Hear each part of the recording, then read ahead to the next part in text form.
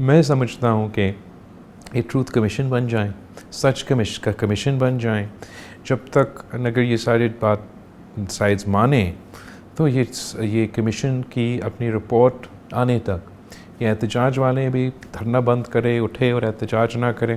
اور ہم وفاق سے، حکومت سے ریکویسٹ کریں گے کہ جو مزید کارروائی ہے وہ جب تک رپورٹ کا فائنل نہیں آتا تب تک آپ کوئی مزید کارروائی نہ کریں. اگر احتجاج کرنے والے یا وفاقی حکومت میں کوئی دوسرا رائے، کوئی دوسرا طریقہ کار ہے، وہ ہم اپنانے کے لیے تیار ہیں.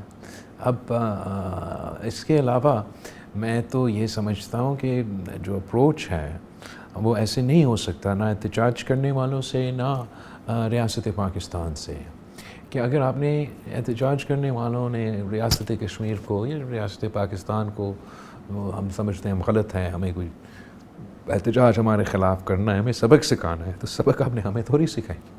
سزا آپ نے، ہمارا غلطی ہے مان لیتا ہوں، اس کا سزا آپ عام کشمیری کو سنا رہے ہیں.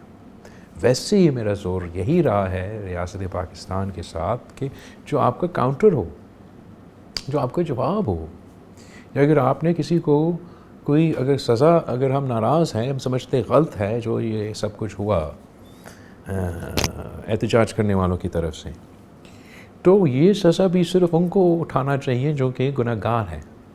مثلا میں کیمپین کرنے کی کوشش کر رہا ہوں آزاد کشمیر میں، فون نہیں چلتا، انٹرنیٹ نہیں چلتا، ہم اپنا کیمپین کیسے صحیح انداز میں کریں گے؟ 40 days گزر چکے ہیں.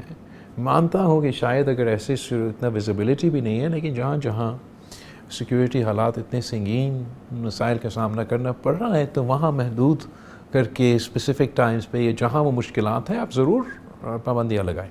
لیکن پورا آزاد کشمیر کا 40 days کا انٹرنیٹ نہیں چلنا اور بلا وجہ ایک اجتماعی سزا کا ایک پیغام دیا جا رہا ہے.